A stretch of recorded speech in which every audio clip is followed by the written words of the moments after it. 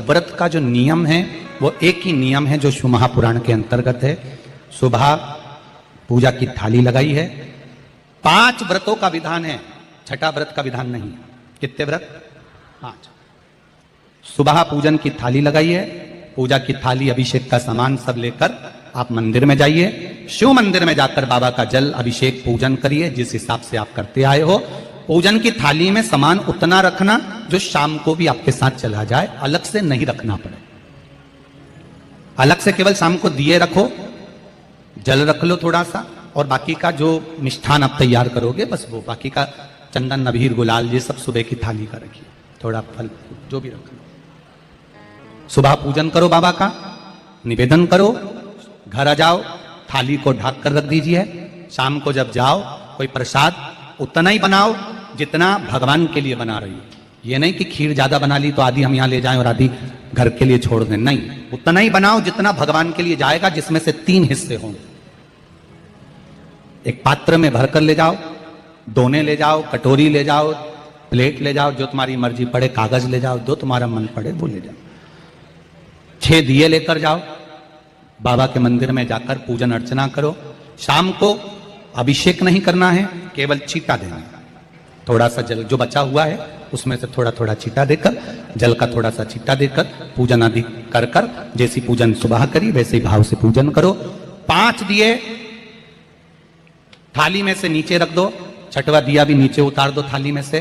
5 दिए लगाना जब प्रसाद के 3 हिस्से पूरे कर दो, प्रसाद के 3 हिस्से रख दो नीचे, फिर दिए लगा दो 5।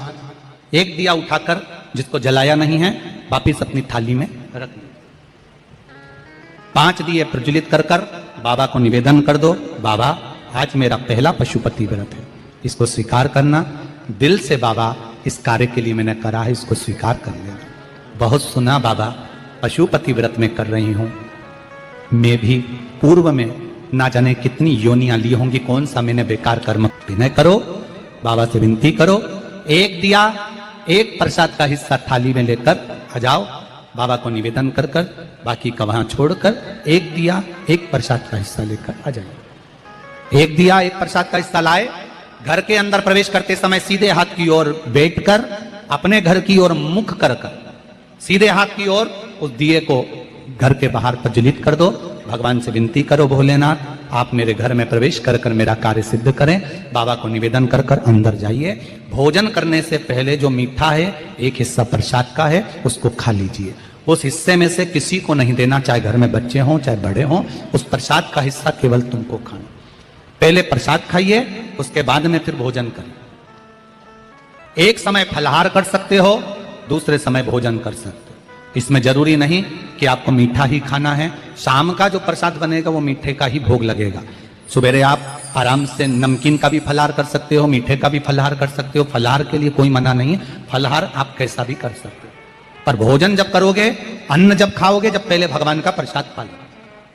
4 पशुपति व्रत पूर्ण हो, बीच में अगर कहीं रजस्वला धर्म आ गया, आपको पूजन नहीं करना है, घर में कोई सूतक सावड़ आ गया, या कोई व्रत फंस गया, एकादशी आ गई, या कोई व्रत आ गया, तीज आ गई, चतुर्थी आ गई, जिसका व्रत करते हुए आए हो, तो पशुपति व्रत उस दिन मत करो, फिर अगले सोमवार कर लेना। 3 हो गए, एक रह गया बीच का, उसको अगले में करो, वो चौथे में गिनती में आ जाए। 5वां छूट गया, कोई बात नहीं, 1 महीने बाद तो होगा, 8 दिन बाद तो होगा, 15 दिन बाद तो होगा, फिर उसको गिन लो, 5वां हो जाए।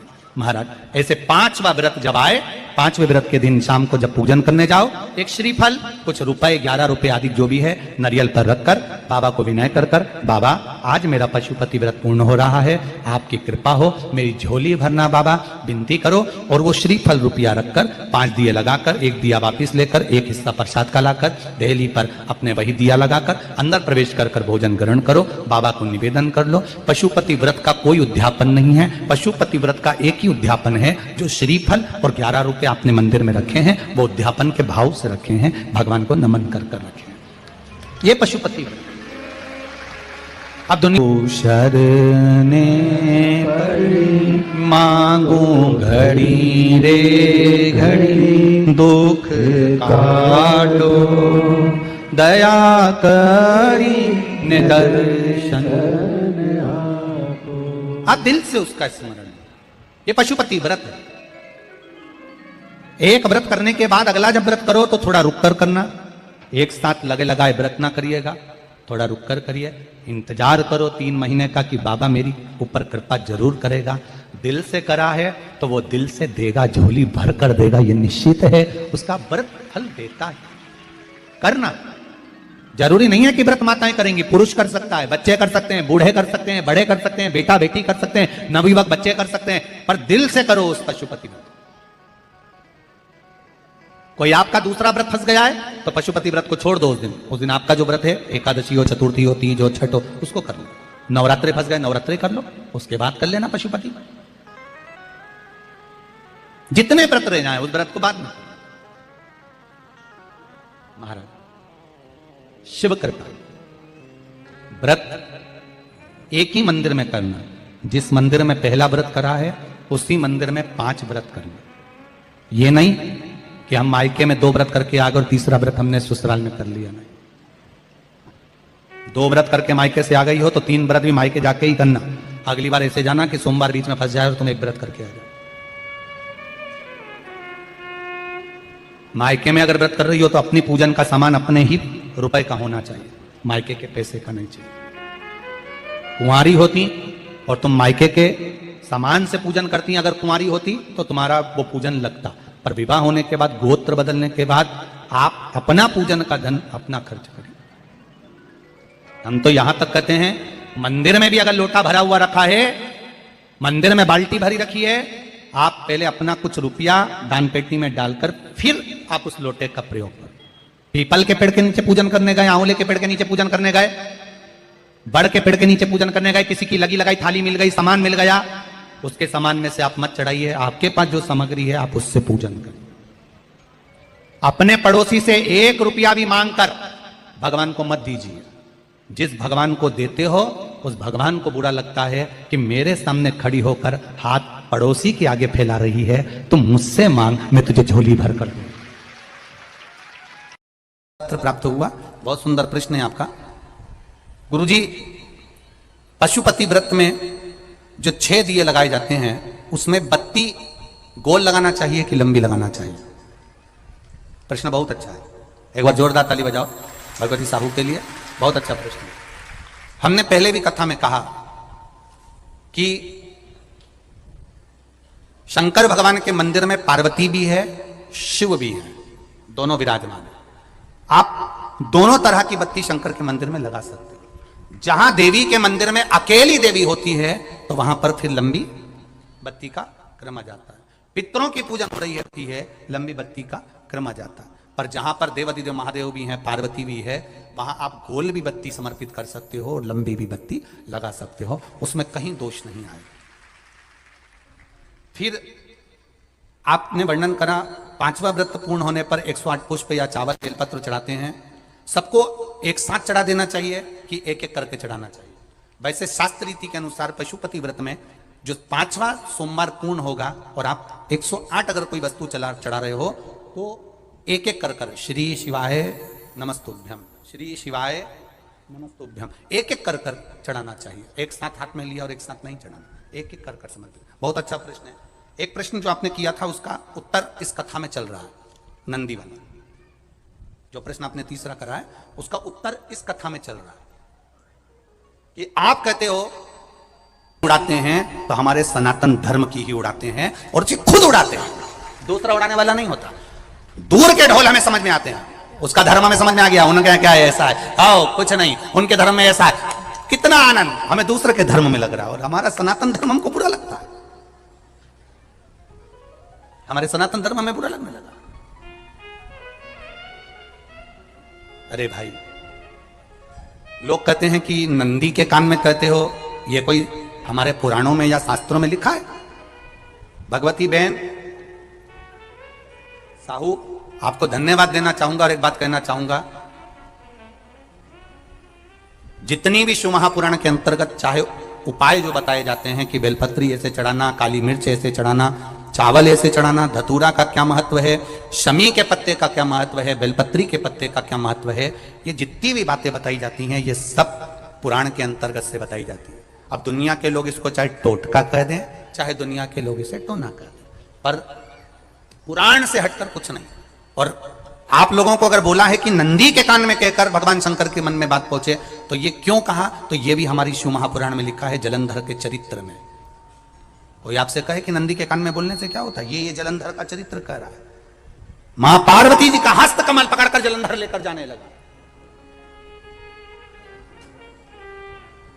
वृंदा का पति लेकर जा रहा।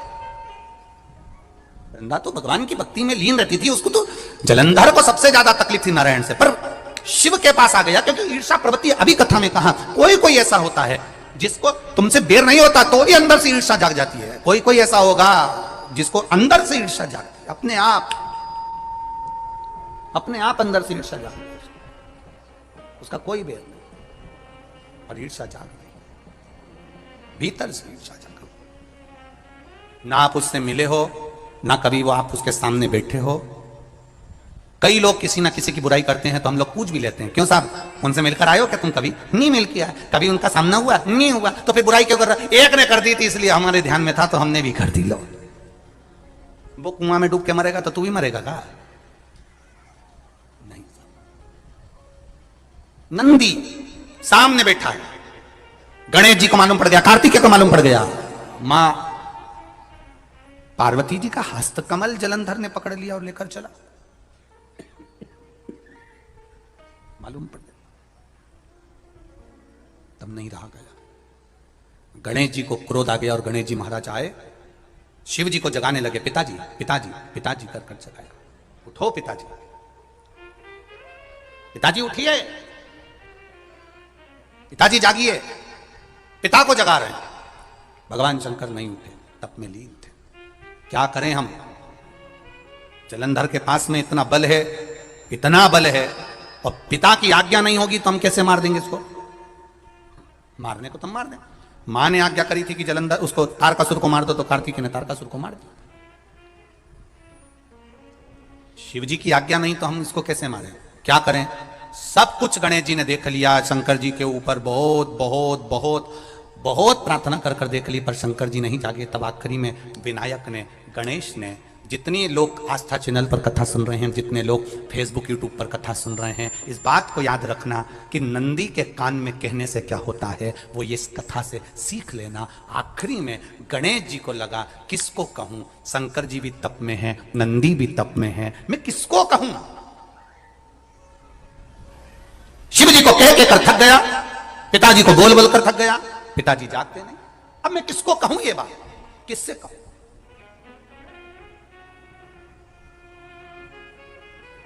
विनायक गए सीधे अब नंदी के पास में। नंदी भी तप में लीन थे, शंकर जी की ओर मुख था, शंकर जी की ओर मुख था। गए और जाकर तुरंत विनायक ने नंदी के कानों में जाकर कहा, नंदीश्वर, मैया का हाथ पकड़कर जलंधर लेकर जा रहा है, पिताजी तप में लीन है, कृपा करिए ना। बस केवल नंदी के कान में कहा, गणेश जी दूर हट गए। नंदी के कान में कहा, शंकर जी के नेत्र खुल गए, शिव जी के नेत्र खुले। ध्यान देना जरा, इस शिव महापुराण की, आशुतोष शिव महापुराण की कथा, जो कथा यहां कही जा रही है, यह कथा पहले के चरित्रों में सुनने को नहीं मिली होगी। जरा ध्यान देना इस संवाद पर। जितने लोग आस्था चैनल पर, जितने फेसबुक यूट्यूब पर सुन रहे हैं, सनातन धर्म की हंसी उड़ाने वाले कह देते हैं नंदी के कान में कहने से क्या होता है, नंदी के सामने जाकर बोलने से क्या होता है, नंदी के पास बैठकर बोलने से क्या होता है, नंदी के पास बैठकर शंकर जी का मात्र दीदार करने से क्या होता है, दर्शन करने से क्या होता है। वो अच्छे से समझ लेना, जो लोग सनातन धर्म पर उंगलियां उठाते हैं वो अच्छे से समझ लें इस बात को।